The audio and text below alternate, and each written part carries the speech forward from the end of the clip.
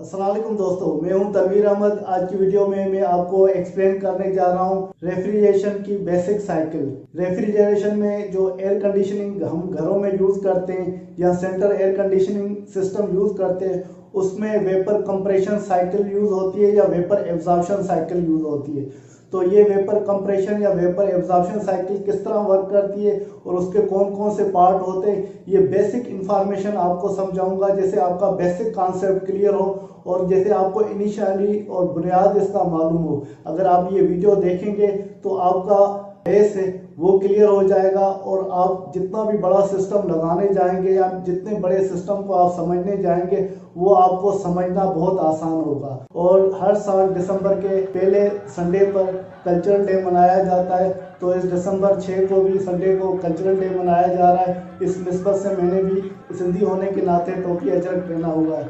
तो आइए वीडियो शुरू करते हैं और उसके साथ सिंध का कल्चरल डे भी मनाते हैं।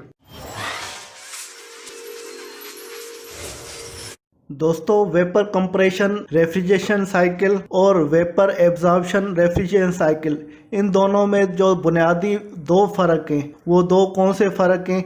अगर आप वेपर कंप्रेशन साइकिल में देखेंगे तो उसमें कंप्रेसर होता है, और दूसरे अगर आप एब्जॉर्प्शन रेफ्रिजरेशन साइकिल को देखेंगे तो कंप्रेसर वो रिप्लेस हो जाता है जनरेटर, एब्जॉर्बर और पंप की मदद से। और दूसरा इसमें ये डिफरेंस होता है, तो वेपर कंप्रेशन में जो रेफ्रिजरेशन सर्कुलेट करती है, एब्जॉर्प्शन रेफ्रिजरेशन साइकिल में प्राइमरी रेफ्रिजरेशन होती है और सेकेंडरी एब्जॉर्बेंट होता है। तो इसमें दो चीज़ें होती हैं, एक होता है रेफ्रिजरेंट और दूसरा होता है एब्जॉर्बेंट। वो दोनों इसके अंदर सर्कुलेट करते हैं। और अभी हम ये समझेंगे तो वेपर जो कंप्रेशन साइकिल है तो वो किस तरह वर्क करती है, उसमें कौन कौन से कंपोनेंट होते हैं और उनका फंक्शन क्या होता है। और उसके बाद हम वेपर एब्जॉर्प्शन रेफ्रिजरेशन साइकिल को समझेंगे, ये किस तरह काम करती है और उसके कौन कौन से मेन कंपोनेंट होते हैं और इसका वर्किंग मैकेनिज्म किस तरह होता है। दोस्तों, आपको पता है कि वेपर कंप्रेशन जो रेफ्रिजरेशन ये साइकिल है, ये कहाँ यूज़ होती है? ये यूज़ होती है जो घर में हम स्प्लिट यूनिट लगाते हैं, जिसमें इंडोर और आउटडोर यूनिट होता है, या विंडो एसी होती है, उसमें ये रेफ्रिजरेशन कंप्रेशन साइकिल यूज़ होती है।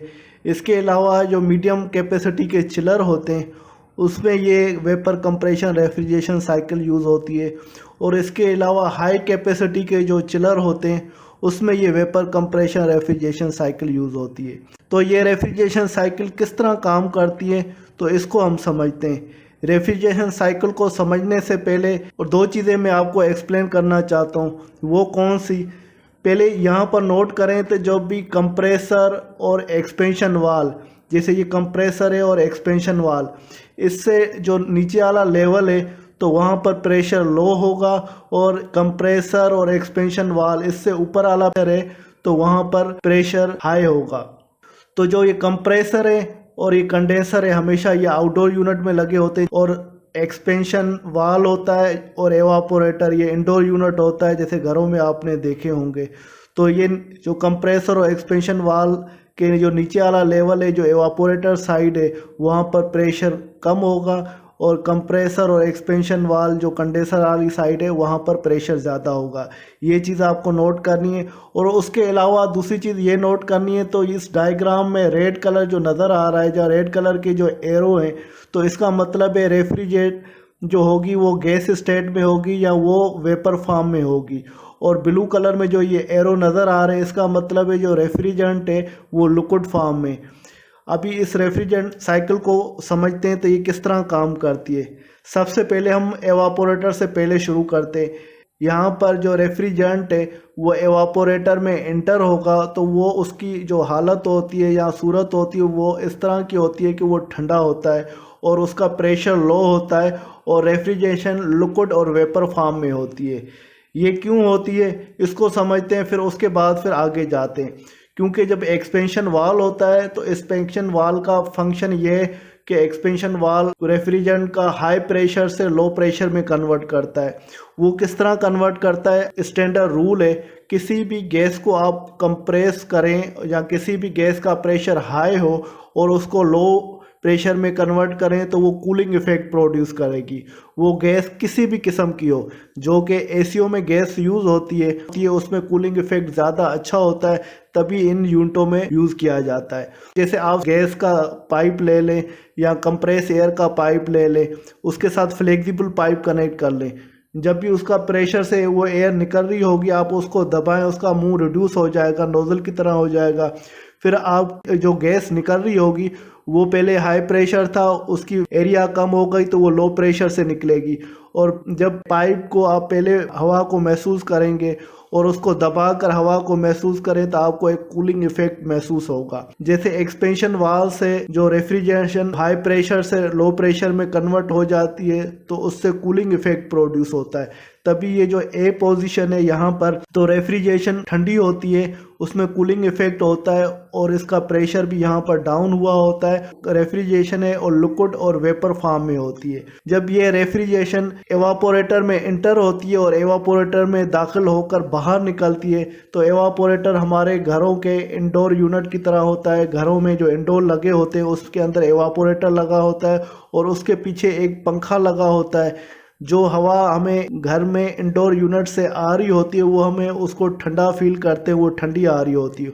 वो इस वजह से आ रही होती है जो एवापोरेटर के पीछे एक पंखा लगा हुआ है और एवापोरेटर में जो रेफ्रिजरेशन है उसका टेम्परेचर डाउन है, कम है और वो रेफ्रिजरेंट कूल है। पंखा जब चलता है तो वो हवा जो है एवापोरेटर से क्रॉस होकर निकलती है तो वो ठंडी हवा लगती है।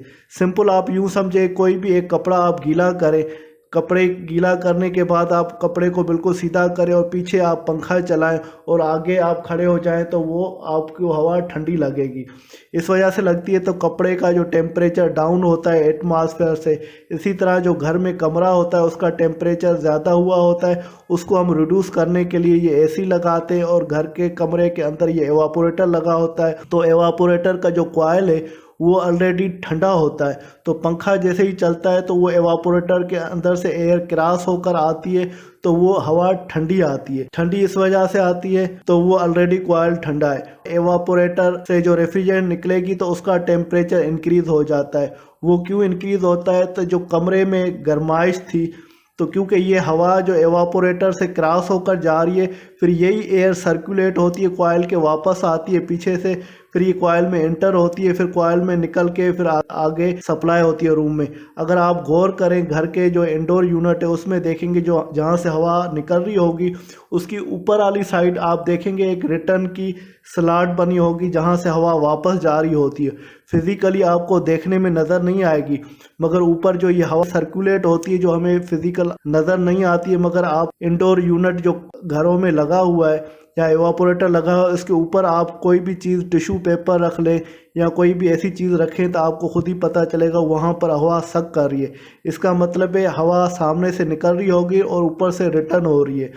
उस सूरत में क्या होता है कि जो रूम की जो गर्माइश होती है तो वो आस्ते आस्ते उसका टेम्परेचर रिड्यूस होता है, क्योंकि ये हवा सर्कुलेट करती है और जब एयर सर्कुलेट कमरे के अंदर हो रही होती है तो एवापोरेटर का टेम्परेचर डाउन होता है। उस सूरत में क्या होता है कि कमरे का टेम्परेचर ग्रेजुअली वो डाउन होता रहता है और कमरा आस्ते आस्ते वो ठंडा होता है। ठंडा इस वजह से होता है तो कमरे का टेम्परेचर रिड्यूस हो रहा होता है, क्योंकि वो हीट रिमूव हो रही है, हीट ट्रांसफ़र हो रही है from hot body to cold body. तो वो जो हीट रिमूव हो रही है तो वो हीट जा रही है एवापोरेटर में और एवापोरेटर की कूलिंग जो है ट्रांसफ़र हो रही है, आपस में ये हीट एक्सचेंज कर रहे हैं।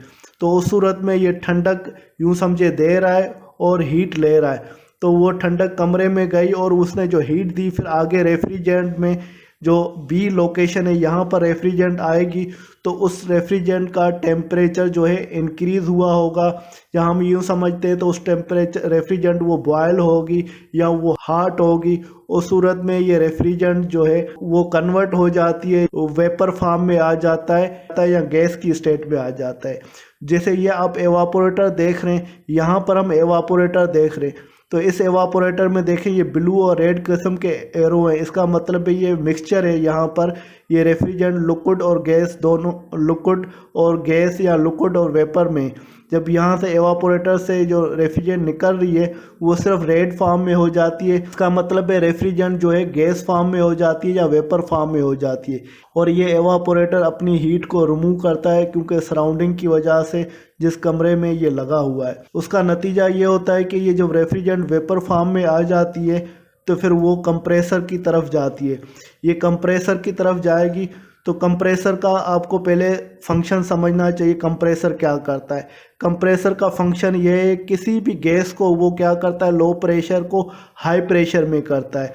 और किसी भी गैस को आप लो से हाई में करेंगे, इसका मतलब है उसको दबा रहे हैं, फोर्स डाल रहे हैं, तो तभी वो हाई में होगी। किसी भी चीज़ को आप दबाएंगे, प्रेस करेंगे या लो प्रेशर से हाई प्रेशर में कन्वर्ट करेंगे तो उस सूरत में उसका प्रेशर तो इंक्रीज़ होगा, प्लस में टेम्परेचर भी इंक्रीज़ होता है। कंप्रेसर क्या करता है, तो नीचे से जो रेफ्रिजरेंट को पंप करेगा, खींचेगा, फिर कंप्रेसर के बाद जो रेफ्रिजरेंट जाएगी उसका टेम्परेचर और प्रेशर दोनों इंक्रीज़ कर देता है। वो क्यों इंक्रीज़ करता है, वो उसका सबब ये, क्योंकि ये एक्सपेंशन वाल्व में हमें प्रेशर ज़्यादा चाहिए। ज़्यादा प्रेशर को हम लो प्रेशर में कन्वर्ट करेंगे तो वो कूलिंग इफ़ेक्ट प्रोड्यूस होता है। इस वजह से हमें प्रेशर को ज़्यादा करना होता है।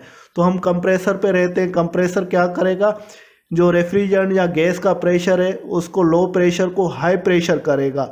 हाई प्रेशर करेगा तो उसका हाई प्रेशर से प्रेशर और टेम्परेचर ये दोनों चीज़ें इंक्रीज़ हो जाएगी।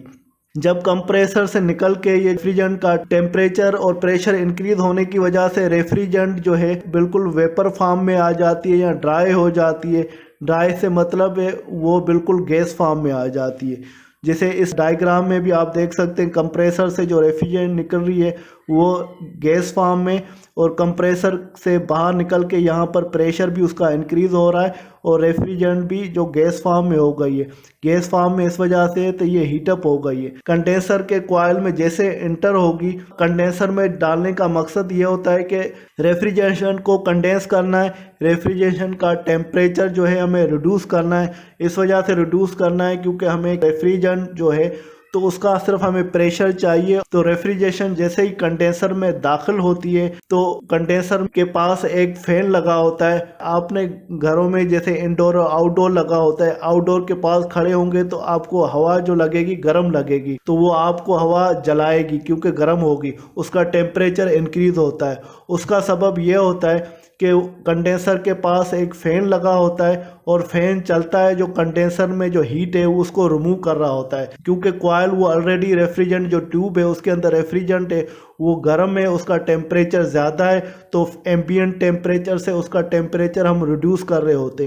रिड्यूस इस तरह करते, कॉइल वो गर्म है और पीछे पंखा लगा हुआ है, पंखा जैसे चलेगा तो वो हीट ट्रांसफ़र एटमॉस्फेयर की जो एयर है, जो टेम्परेचर होगा इससे क्रॉस होकर निकल रही है और एटमॉस्फेयर से कंडेंसर का टेम्परेचर ज़्यादा होता है तो ये उस टेम्परेचर को रिड्यूस कर रहा होता है। तो हीट यहाँ से रिजेक्ट होती है, हीट रिमूव होती है, रेफ्रिजरेंट का टेम्परेचर डाउन होता है। तो जैसे ही डाउन होता है रेफ्रिजरेशन है वो लिक्विड फॉर्म में कन्वर्ट हो जाती है और रेफ्रिजरेशन वो कंडेंस होती है। सपोज़ अभी कंडेंसर का मिसाल यूँ लें, किसी गिलास में आप पानी डाल दें और पानी वो ठंडा हो तो आप देखेंगे कि गिलास के जो चारों तरफ है जो पानी बाहर से उसको चिपका हुआ नज़र आ रहा होगा, पानी गिरता हुआ, क्योंकि एटमॉस्फेयर में जो एयर थी वो लग रही है। एटमॉस्फेयर की एयर के साथ जो वाटर मिक्स होता है तो वो एयर से वाटर जुदा हो जाता है जो गिलास की साइडों में चिपक जाता है। इस तरह से जो कंडेंसर में रेफ्रिजरेशन दाखिल हो रही है वो वेपर फॉर्म में और उसका टेम्परेचर इंक्रीज है, ज़्यादा है। जब एटमॉस्फेयर की एयर इसमें लगेगी और वो एटमॉस्फेयर की एयर का टेम्परेचर डाउन होता है और रेफ्रिजरेशन टेम्परेचर हाई होता है, एयर जैसे इससे क्रॉस होगी, हीट एक्सचेंज होगी, तो वो जो रेफ्रिजरेंट कॉइल में वेपर फॉर्म में थी या गैस फॉर्म में वो कंडेंस फॉर्म में हो जाती है, वेपर से लिक्विड फॉर्म में हो जाती है, वो कंडेंस हो जाती है। अभी कंडेंसर के बाद जो रेफ्रिजरेंट निकलती है बाहर, जो एक्सपेंशन वाल की तरफ जा रही होती है, वहाँ पर जो रेफ्रिजरेंट का फ्लो हो रहा होता है वो बेसिकली वो लिक्विड फॉर्म में होता है और वो एक्सपेंशन वाल की तरफ जा रहा है। तो यहाँ पर जो कंडेंसर के बाद जो रेफ्रिजरेशन निकली हुई है उसका प्रेशर ऑलरेडी बहुत हाई, और एक्सपेंशन वाल का मैंने जैसे आपको बताया उसका फंक्शन ये कि वो हाई प्रेशर को लो प्रेशर में कन्वर्ट करता है। हाई प्रेशर से लो प्रेशर में कन्वर्ट करेगा तो उसमें कूलिंग इफ़ेक्ट प्रोड्यूस हो जाता है। कोई भी गैस को आप हाई प्रेशर से लो प्रेशर में कन्वर्ट करेंगे तो उसमें कूलिंग इफ़ेक्ट प्रोड्यूस हो जाएगा। और जो ये रेफ्रिजरेंट गैसेस होती हैं जो एसी यूनिटों में डली हुई होती हैं उनका टेम्परेचर बहुत ही इफ़ेक्टिव होता है, उसमें ज़्यादा कूलिंग इफ़ेक्ट होता है, इस वजह से ये गैस यूज़ की जाती है। तो एक्सपेंशन वाल्व से जैसे हाई प्रेशर वाली रेफ्रिजरेंट है तो वो क्रॉस होगी तो उस हाई प्रेशर से लो प्रेशर में रेफ्रिजरेशन कन्वर्ट हो जाती है, तो फिर इसमें कूलिंग इफेक्ट प्रोड्यूस हो जाता है। रेफ्रिजरेंट बहुत ठंडी होती है और ठंडी होती है एवापोरेटर का, इस वजह से कॉइल ठंडा होता है। फिर ये जो साइकिल है वो रिपीट होती रहती है और ये फेनोमिना चलता रहता है। तो वो एवापोरेटर में रेफ्रिजरेंट हमेशा ठंडी होती है और कंडेंसर में रेफ्रिजरेशन गर्म होती है। अभी यही साइकिल जो है तो चिलरों में यूज़ होती है। कहीं पे आपने नॉर्मल जो चिलर देखे थे उसमें कंडेंसर एयर कूल टाइप के होते हैं और एवापोरेटर वाटर वाले होते हैं। उसमें एक और यहाँ पर एवापोरेटर में जैसे आप पंखा ये देख रहे हैं वहाँ पर पंखा नहीं होता, एक वाटर का कॉइल यहाँ से क्रॉस किया जाता है। जो एवापोरेटर में कूलिंग होती है वो हीट एक्सचेंज करती है और जो इसके अंदर पानी जाएगा वो चिल्ड होकर निकलेगा। चिल्ड वाटर आप HU में FCU में यूज़ करके कहीं कूलिंग कर सकते हैं या वो चिल्ड वाटर किसी इक्विपमेंट में यूज़ करके इक्विपमेंट का टेम्परेचर डाउन कर सकते हैं। इसी तरह बहुत बड़े चिलर होते हैं तो फिर उसमें जो कंडेंसर और एवापोरेटर की दोनों की हीट एक्सचेंजर पानी के साथ होती है। कंडेंसर में जो फैन की जगह पे कूलिंग टावर लगता है और कूलिंग टावर से पानी सर्कुलेट होता है कंडेंसर का, तो वो पानी की मदद से रेफ्रिजरेशन का टेम्परेचर रिड्यूस होता है और ये साइकिल कूलिंग टावर से पंप के ज़रिए से वो पानी कंडेंसर वाटर सर्कुलेट होता है। वो पंखे की जगह पे वाटर की साइकिल करते हैं इस वजह से कि उसकी कैपेसिटी ज़्यादा होती है। और सेम ही साइकिल ये एवापोरेटर में होती है। एवापोरेटर में भी पंप लगा होता है और पंप की मदद से पानी जो नॉर्मल है इसके अंदर जाता है, हीट एक्सचेंज होकर उसका पानी का टेम्परेचर चिल हो जाता है। वो HU में या किसी इक्विपमेंट में आप दाखिल कर सकते हैं और वहाँ से कूलिंग आपको जो रिक्वायर्ड है वो कर सकते हैं। तो ये बेसिक साइकिल थी वेपर कंप्रेशन साइकिल, जो घरों में AC लगते हैं वहाँ के लिए भी यूज़ होती है। जो बड़े इक्विपमेंट यूज़ होते हैं जो चिलर होते हैं उसमें भी ये साइकिल यूज़ होती है। इसके बाद आते हैं फिर वेपर एब्जॉर्प्शन साइकिल में, उसको समझते हैं तो वो किस तरह काम करती है। दोस्तों उम्मीद है कि वेपर कंप्रेशन की बेसिक रेफ्रिजरेशन साइकिल की ये वीडियो आपको पसंद आई होगी। इंशाल्लाह नेक्स्ट वीडियो में vapour absorption basic refrigeration cycle के बारे में आपको तफसीलन बताऊंगा, जिससे आपके बेसिक कॉन्सेप्ट क्लियर हो। इसके साथ तनवीर अहमद को इजाज़त दीजिए, अगली वीडियो तक अल्लाह हाफिज़।